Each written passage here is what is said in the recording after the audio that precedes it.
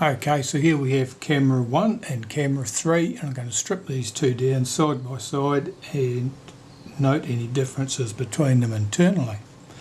We've already noted the rewind and various other things. So here we go. Let's start with this one, which is camera number 1. Open the back.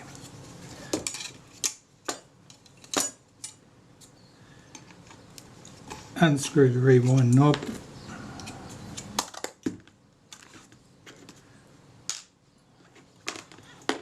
And sort these parts out as I go. Just going to unscrew this pinhead screw here.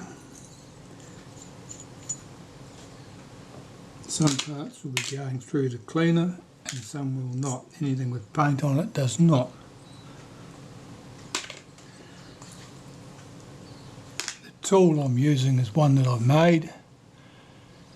The pin spacing there I think is about 5.4 millimeters. You're probably not going to find a tool that's quite the same as that.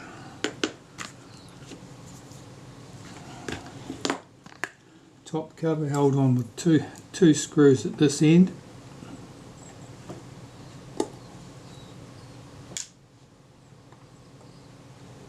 Chrome plated brass, easily marked. Use good screwdrivers, try not to slip. Lift off the top cover, put that to one side. The button can come off and its return spring.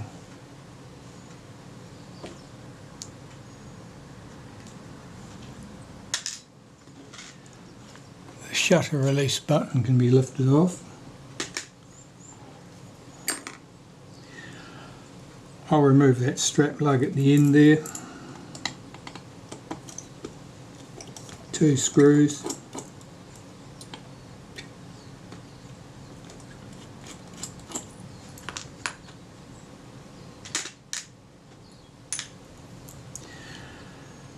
I want to remove the rangefinder.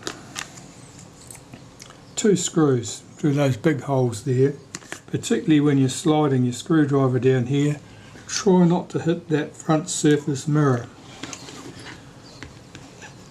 You'll never get the marks off it if you touch it.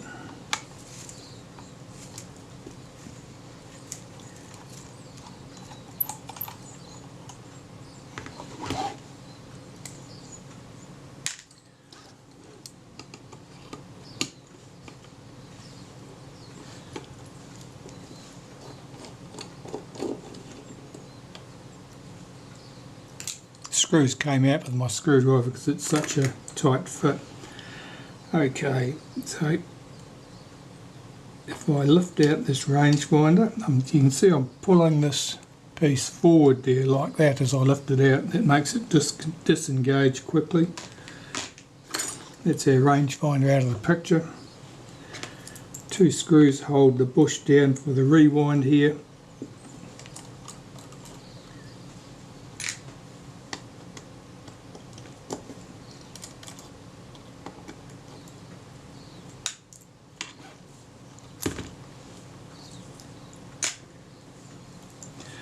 Rewind on these is a single piece, it's not a double piece like on the folding retinas, so you can't pull up the rewind knob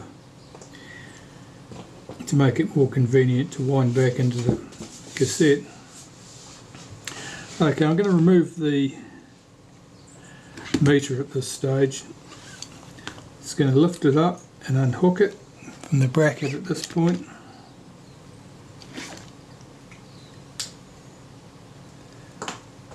The cord is trapped around the back of the meter. The cord sits in a little notch there, so you've got to get that turned around where you can get to it easily. There's a dent in the back of the case there. Allows you to pull that cord off.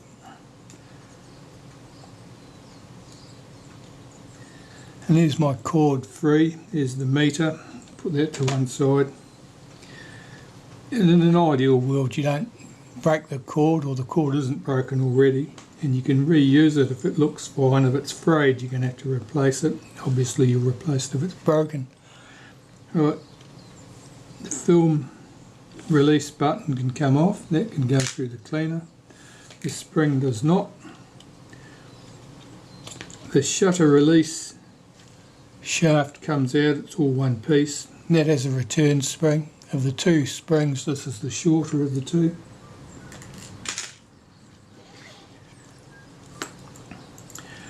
This bracket holds down the rack at this end.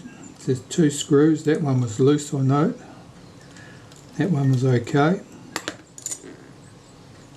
Take note of the shape of those screws so that they end up back where they came from.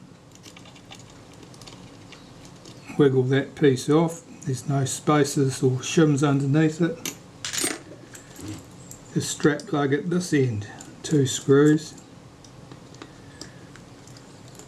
This screw was loose. This screw is a special screw, it's got a shoulder on it at the top of the screw, below the head, and that is quite unusual. It locates, I'll just get this other, get that out of the way. This bright washer here is a shim, which may or may not be required later. This piece underneath it is the bush. It keeps the cocking rack in contact with the gear on the top of the film advance. That screw with the shoulder on it locates that bush firmly so that it doesn't slop about. And lift out the cocking rack. Different from the cocking racks on the 3C type cameras, this piece is obviously much shallower. The piece that sets our frame counter is up on it's a flag sitting up on a post. This rack is identical to that used on the Reflex S or the original Kodak Retina Reflex. This chrome trim plate on the top is held on with one screw at this point. I'll take that off. Okay, so that was camera number 1. I'll do the same for camera number 3 now. I don't want to delve in too deep in case I miss any differences. So, same again. Rewind knob.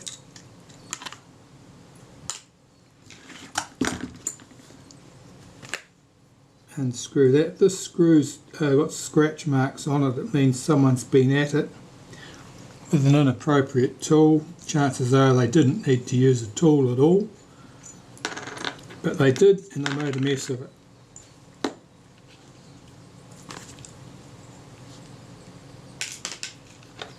Again, separating out the pieces that I don't want to go through the cleaner because you'll lose paint and markings. Back to this, 2 screws on the top cover at this end.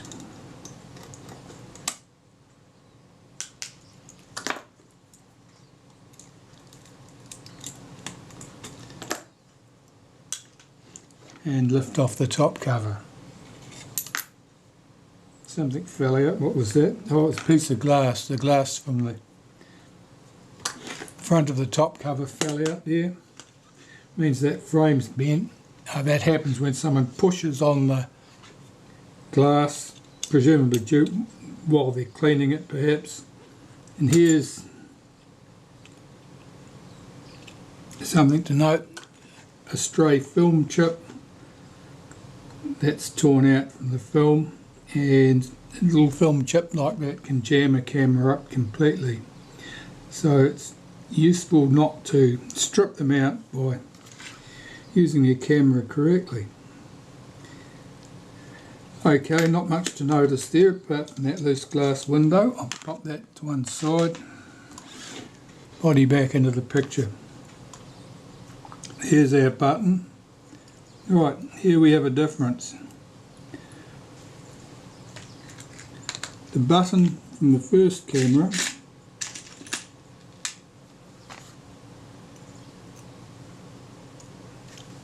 has no post in the middle of it. The button from the second camera has a post. The springs, the return spring for camera number 1, the older of the two cameras, is a very fine spring.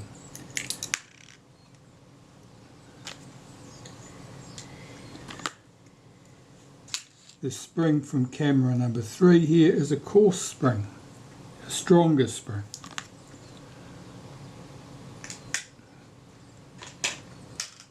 So the question is, does that indicate that there was a difference in manufacturing, or is that just because someone lost the original spring with camera number 1 and replaced it with something else? I don't really know. Off with the shutter release button. I'll get the strap lug off at this end.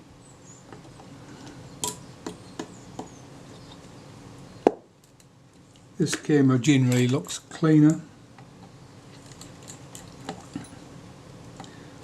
We know it's newer, but I'm not sure that 18 months newer makes much difference when the camera's 60 years old. Okay, so rangefinder, same deal. Be very careful about getting that screw out down past that front surface mirror.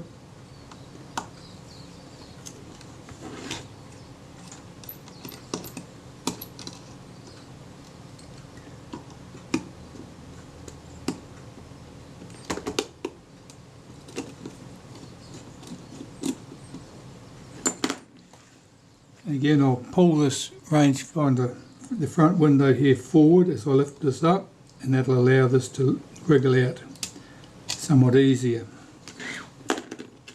Recover the two screws.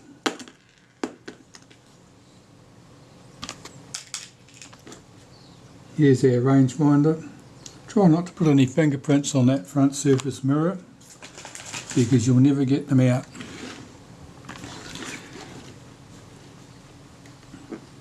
Rewind post here. Let's have a look at that.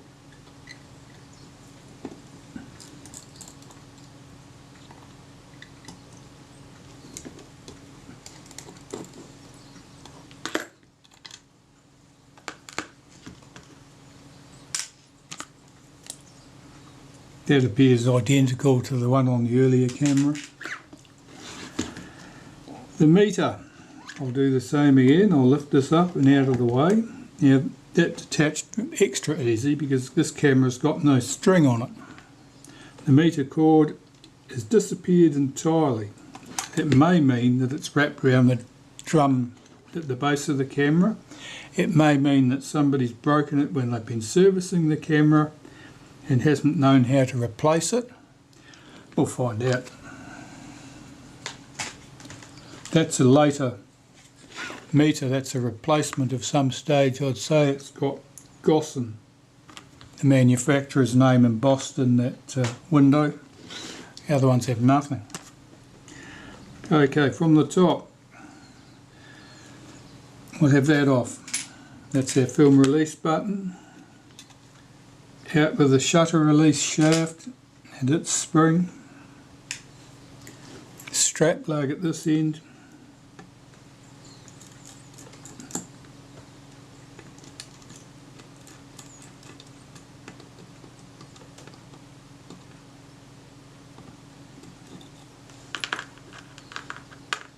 And recover those screws. This hold down plate, 2 screws, and I can see signs the camera's been serviced before, because let's get this off. Taking this piece off carefully because I want to make sure that there are no shims under here. Lift out the rack. Pretty dirty and greasy, but that's not unusual. Lift out the bush. Take the screw out of here and lift that chrome plate off.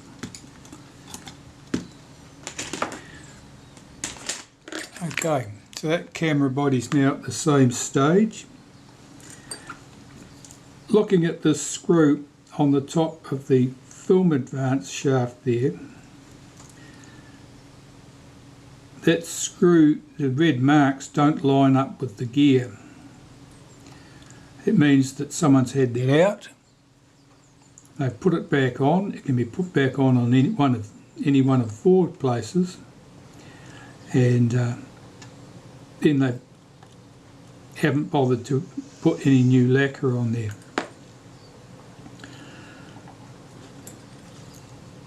Looking here, this is the adjustment for the frame finder,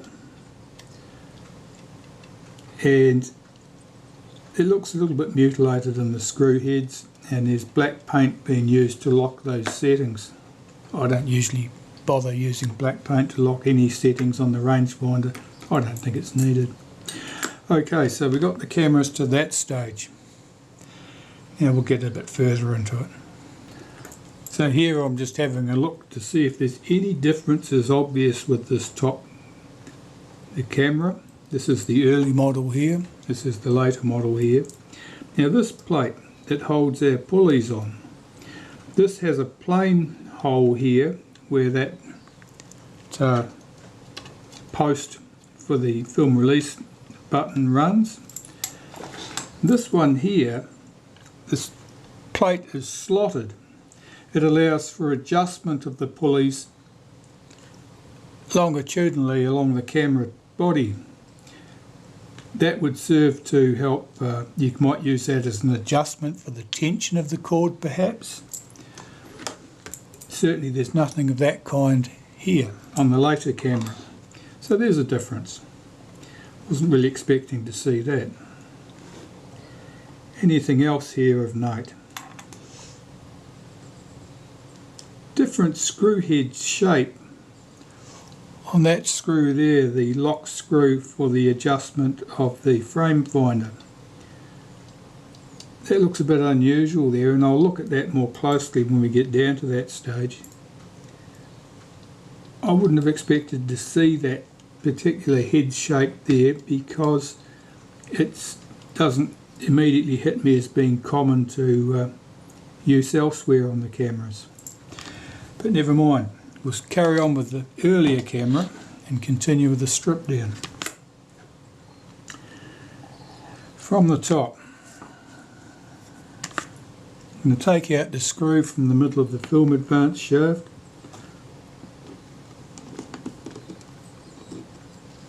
I'm using this screwdriver, which is just a simple screwdriver that I've just cut away the centre from to leave 2 posts. Take the gear off the top, the washer, this drive dog,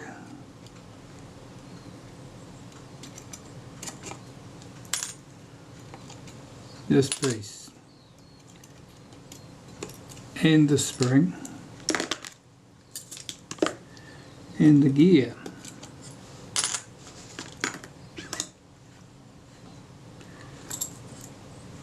Take out the screw at the back here,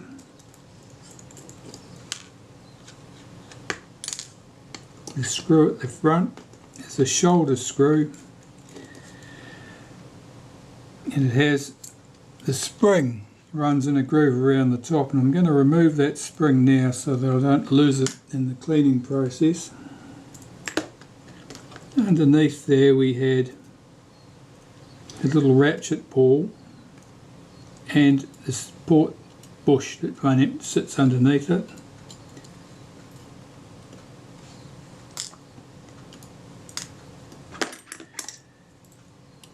This screw here is on top of the release lever. I'll undo that. Now that was fairly loose, and I'll put its spring to one side. The release lever's job is to release the film advance so that when you've taken a photo you can move on to the next shot. Now I'm going to get this clip off the back here, a little circlip,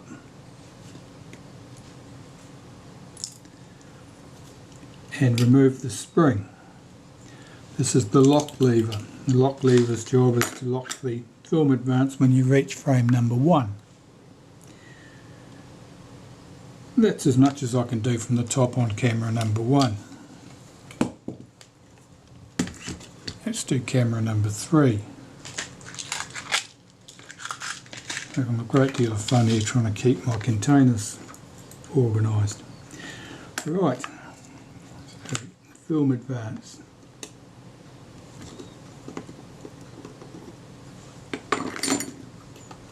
That lacquer will come off with some acetone if it doesn't come off in the cleaning process. Washer.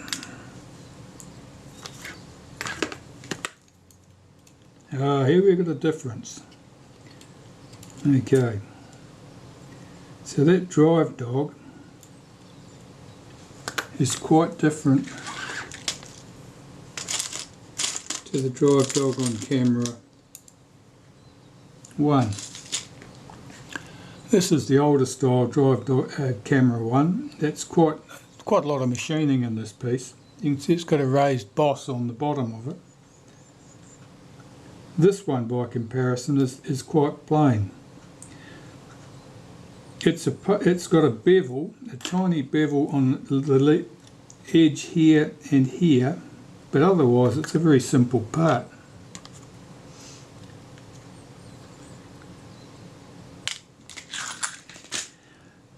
That probably points to there being other changes here. The advance shaft and the bush at the top of the camera are probably different. We'll just check that out. Alright, so camera number 1 here. This is disguised by the yellow grease that's sitting on top of it, but this is all nickel plated. This component here is brass, it's not nickel plated at all. So camera number 3, they've given away the nickel plating, and I think we'll see that they've changed the shape of things as we delve in a bit deeper. So the 2 screws from here, that one was loose. I think we found, was that loose on the other camera too?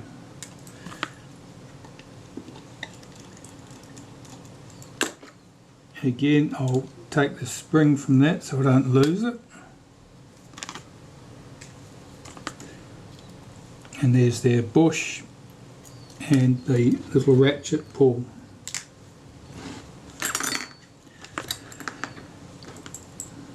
The screw from the top of the release shaft, that's quite firm.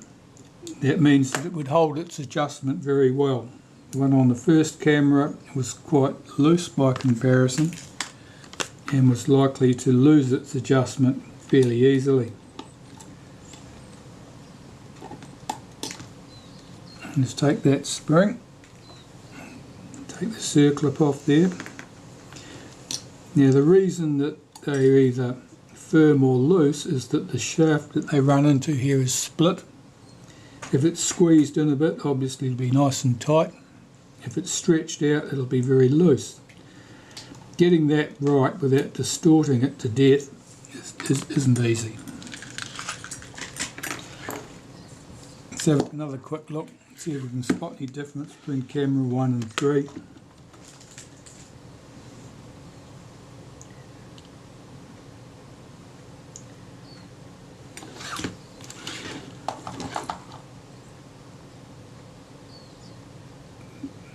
Now if there's any other difference there, I'm not seeing it.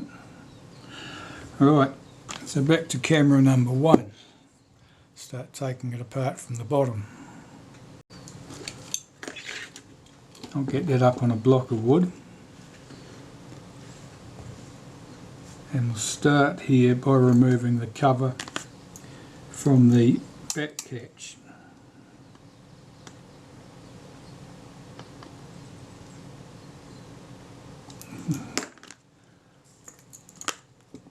This obviously doesn't really want to come out.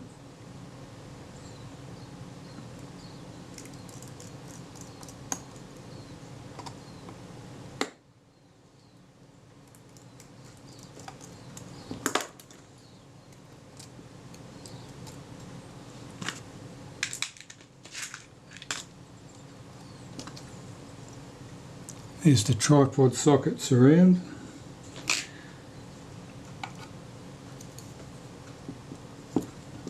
There's the return spring. Very careful not to lose that. And this I'm not going to put through the cleaner because I'll end up losing the black line out of my arrow there.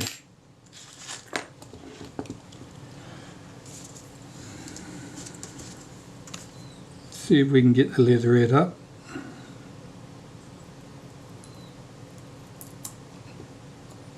That came without a fight.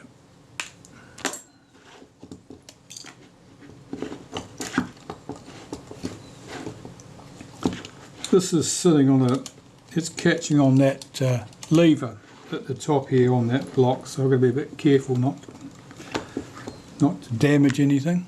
Right, so 3 screws on the film advance lever.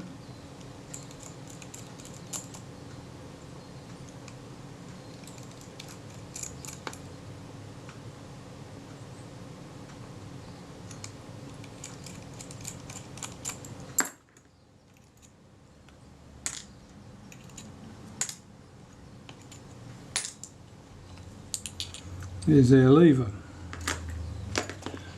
Now the leatherette off the base.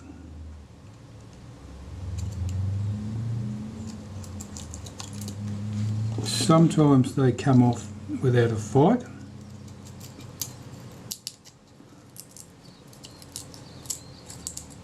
Sometimes they'll give you a little bit of trouble, and other times they are really awful. You can hear that old adhesive cracking away there. Probably means it's the original adhesive, and the camera may never have been serviced before or never completely stripped down anyway.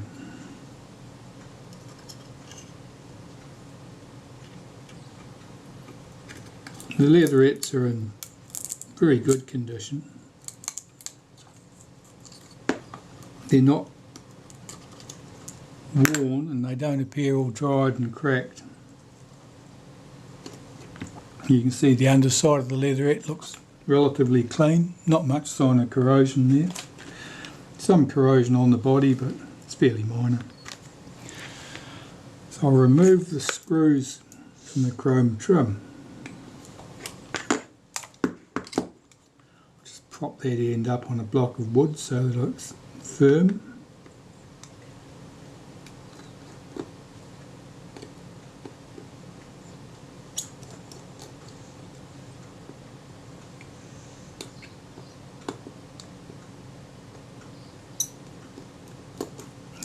The slots in the screws there are a little bit narrow. The screwdriver is not fitting particularly well. It does if I give it a good push. That'll just be manufacturing tolerances, I would imagine.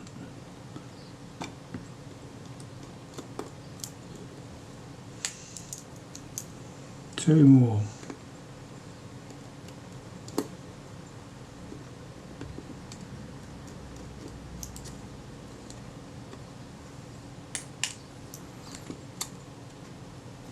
Take that off. That can be cleaned later. Okay. Here we can press out the lock lever, lift out the release lever. Be careful of its spring.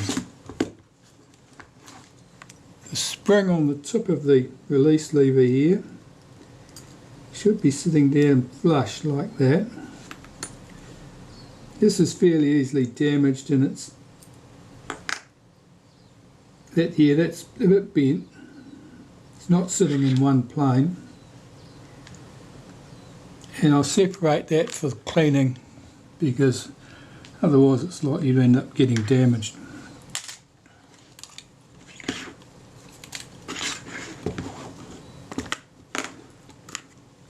The tripod socket, that can come out. Now the screws here are quite commonly loose. On this camera they are not. you'll notice that the screw heads are a little bit rusty. That's very common, and it probably indicates that the camera has been put down on a damp surface at some stage.